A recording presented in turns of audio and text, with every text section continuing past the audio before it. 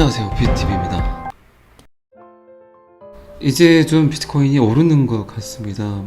비트코인에 대한 믿음을 갖고 계셨다면 제 생각에는 이제 좀 상승장이 또 나오지 않을까. 저는 좀 이렇게 하방에 계속 좀 오래 될 거라고 생각을 하는 사람 중에 한 명이에요. 그 오래 된다는 개념이 한 달, 두 달이 아니라 저는 또 1, 2년, 어쩌면 1, 2년 정도 가지 않을까 생각을 했는데, 어쨌든 7월 21일 3만 불을 기점으로 그래도 4만 불 정도까지는 갔다가 지금은 3만 7천 불 정도에서 횡보를 하는 것 같습니다. 비트코인이 오르고 그 다음에 이더리움이 오르고 그리고 메이저 알트코인들이 오르죠. 이런 순환매를 계속 하고 있습니다. 이 거래들은 비트코인을 통해서 먼저 이득을 취하고 그리고 다시 이더리움, 그리고 다시 메이저 알트코인, 그리고 다시 비트코인, 이런 식으로 계속 순환을 하면서 이득을 취하죠. 그런데 오늘은 이더리움 하드포크, 8월 4일날 런던 하드포크를 하죠. 그동안 이더리움이 갖고 있던 많은 문제점들을 해결하고자 이더리움님께서 업그레이드를 하신다고 합니다. 그래서 오늘은 이더리움이 하드포크를 할 경우 어떤 영향을 미치나, 그리고 이더리움을 잡겠다고 나왔던 이 코인들은 방향성이 어떻게 될 건가, 요거에 관한 설명을 한번 해보도록 하겠습니다. 참 특이한 동향이 하나 있어요. 이게 이더리움이 이제 작업증명 방식에서 지분증명 방식으로 바꾼다고 하니까 이 거래소에 거래되는 이더리움의 양이 굉장히 작아지고 있답니다. 이더리움이 이제 스테이킹을 받으러 다들 지갑으로 들어가고 있다는 거죠. 아직까지도 작업증명을 고수하는 비트코인, 엄청난 전기료와 친환경적이지 않다는 표현들을 많이 하죠. 그래서 이더리움은 이번에 하드포크 때 2.0 이더리움 업그레이드와 동시에 POS, 작업 지분증명 방식으로 바뀝니다. 지분증명 방식은 이제 작업증명을 굳이 전기료를 들어가면서 블록 형성을 할 필요가 없이, 한마디로 이더리움을 많이 갖고 있는 사람들이 블록을 생성하고 또 그 안에서 보상을 받을 수 있다는 겁니다. 그렇기 때문에 거래소에 굳이 두지 않고 이거를 지갑으로 이동을 해서 스테이킹 이자를 받겠다는 거죠.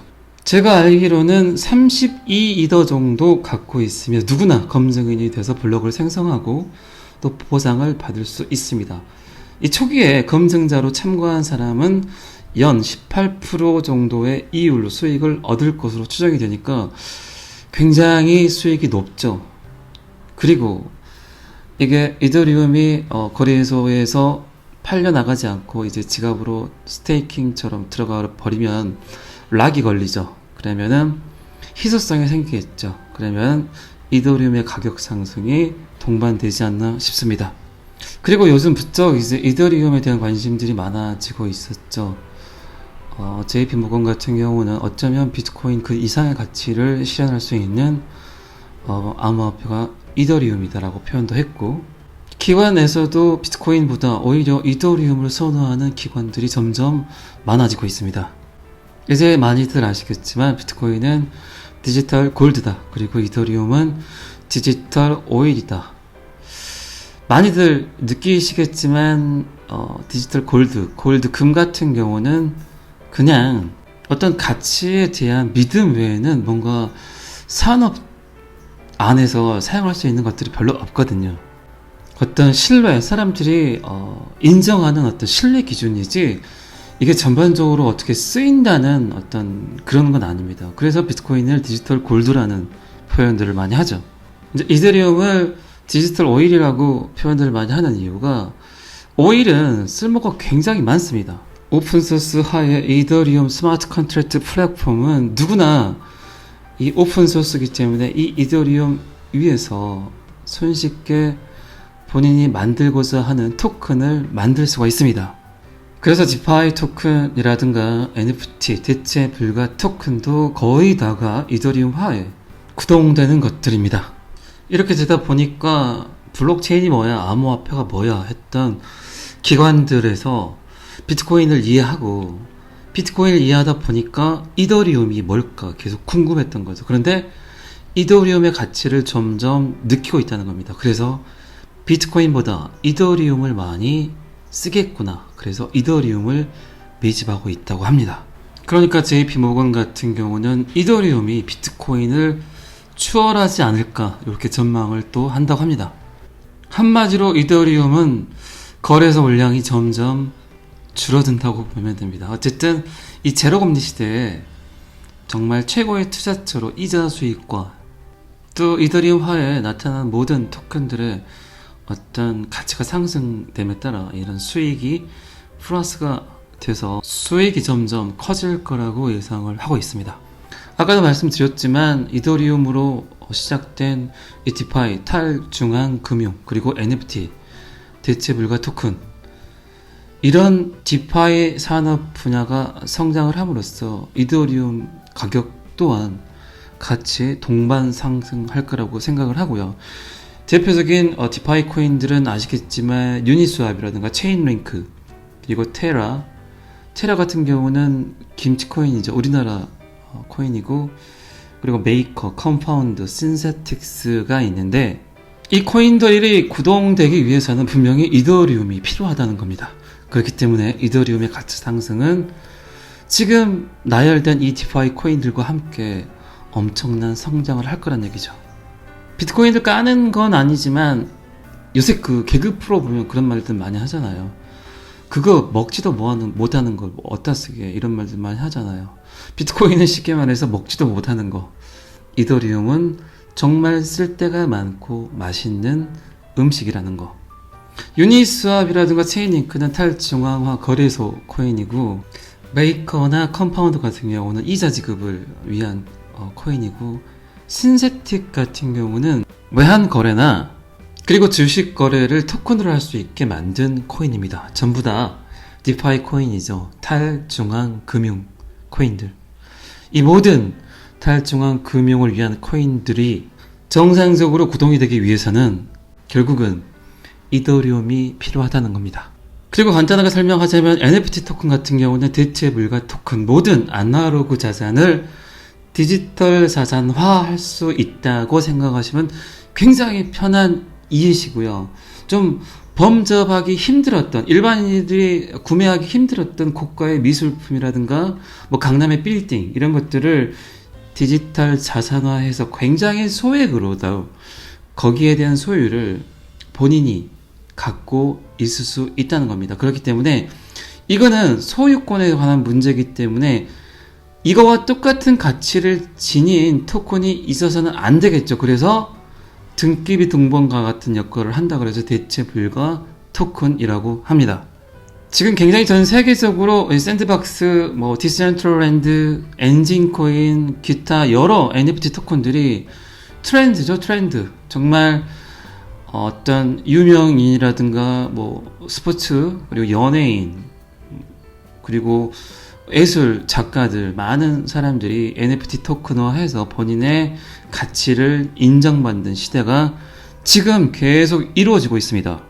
자, 갈수록 이제는 이더리움의 가치가 점점 더 커질 거라고 예상이 되고요. 다시 이제 8월 4일 날 하는 2.0, 이더리움 2.0 런던 하드포크에 관한 이야기를 다시 한번 해보도록 하겠습니다. 그 하드포크의 가장 큰 의미는 첫 번째는 어쨌든 작업 증명 방식에서 이더리움이 이제 지분 증명 방식으로 바뀐다. 그러니까 완전하게 친환경적인 어떤 블록이 생성이 되고, 본인이 갖고 있는 이더리움 개수가 32이더 정도를 이치를 하게 되면 누구나 검증인이 돼서 블록을 생성하고 또 보상까지 받을 수 있습니다. 한마디로 이 지분 증명은 코인 개수 하나하나가 일종의 주식과 같은 역할을 하게 된다는 거죠. 코인을 많이 가질수록 목소리가 커지는 힘이 생긴다고 합니다.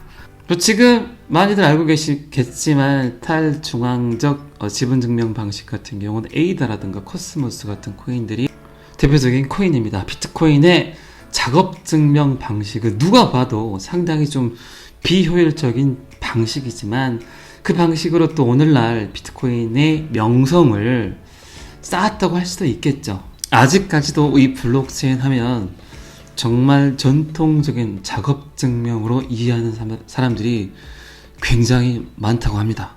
작업 증명이 아니면 코인이 아니야, 이렇게 말하는 사람들이 많다는 거죠.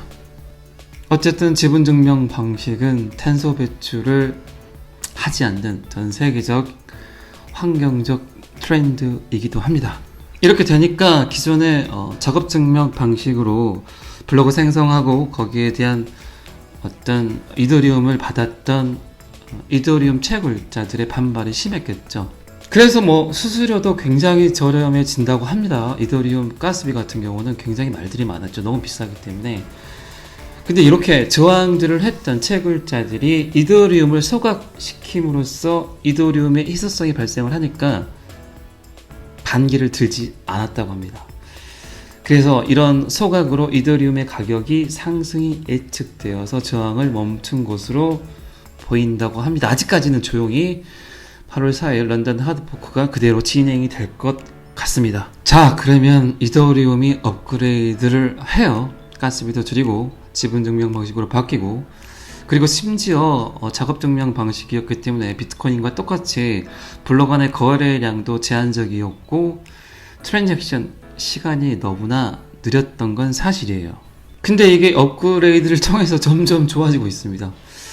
이 알트코인들이 필요한 건 이더리움의 오픈소스 플랫폼인데, 이더리움이 이런 문제점을 갖고 있으니까 이걸 해결하고자 나온 코인들이 카르다노 에이다, 폴카닷, 그리고 바이낸스 코인, 그리고 이오스, 대표적인 이 4개의 코인인데, 이더리움이 가스 수수료가 많이 들고 트랜잭션 시간이 많이 걸리고 블록 안에 담을 수 있는 거래량이 너무 제한적이다. 그렇기 때문에 우리는 수수료도 안 주고 굉장히 빠른 속도로 처리를 하겠다. 그래서 이더리움의 대항마로 나온 코인들이 방금 제가 설명드린 코인들인데, 그러면 이 코인들의 방향성은 어떻게 될까? 저는 사라지지 않는다고 봅니다. 분명히 이더리움과 같이 공존하면서 카르다노 에이다도 마찬가지고 폴카닷도 마찬가지고 바이낸스 코인도 마찬가지고 이오스 같은 경우는 이 블록1이 설립 예정인 블리시 글로벌 거래소의 스테이블 코인으로 이미 발표가 나 있는 코인이에요. 제가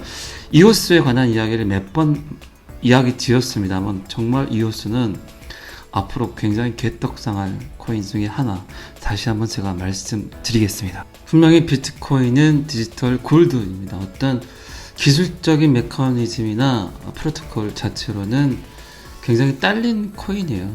어쨌든 앞으로는 이더리움이 디지털 오일로서 굉장히 많은 쓸 수 있는 어떤 활용도가 높은 코인입니다. 무조건 이더리움 하에 이더리움이 필요한 코인들이 굉장히 많아질 거고, 이더리움의 가치는 정말 무한하게 성장하지 않나, 이렇게 생각을 하고 있습니다. 오늘은 8월 4일 이더리움 런던 하드포크에 관한 설명을 하면서 지분 증명, 작업 증명 여러 가지 설명을 드렸고, 얼마 전에 국내 이제 블록체인 기술로 어떤 신분증까지 이제 담겠다, 공무원증까지 담겠다, 김영중 교수 논문을, 그리고 제가 설명을 굉장히 좋아합니다. 그분 김영중 교수님 지금 무슨 자리에 계신 것 같아요. 제가 자료를 찾아보진 않았겠지만 지금 우리나라 블록체인 암호화폐 쪽으로는 가장 선두자이지 않나. 지금 정부 기관으로 들어간 걸로 알고 있는데, 그분이 며칠 전에 나와서 이제 블록체인 신분증과 어떤 모든 이런 디지털적인 어떤 개인 정보를 담겠다고 설명을 했습니다. 제가 이 이유를 자꾸 설명을 드리는 이유는, 아마 또 이제 조금 몇 개월 반년 이렇게 있으면 그때 내가 왜 안 샀을까 하는 사람들 굉장히 많이 있을 겁니다. 지금 하락은 분명히 힘들어요. 힘든 건 누구나 다 마찬가지고, 그 대신 지금 이런 시간 동안 뭔가 블록체인이나 암호화폐 어떤 시대의 흐름들을 공부하지 않는 사람들의 어떤 세상을 바라보는 관점 자체가 굉장히 많이 틀려집니다. 그러니까 제가 어떤 코인이 오르고 오르지 않고에 관한 이야기보다는 근본적인 원리를 계속 설명을 하는 이유 중에 하나예요. 정말 제가 어떤 조언을 하나 드린다면, 지금 이 시간들, 지금 내 코인들이 마이너스인 이 시간들을 통해서 많은 것들을 좀 이해하고 공부해야 되지 않나. 해서 이런 말씀을 드리는 거고, 꼭 필요한 시간입니다. 이런 것들은.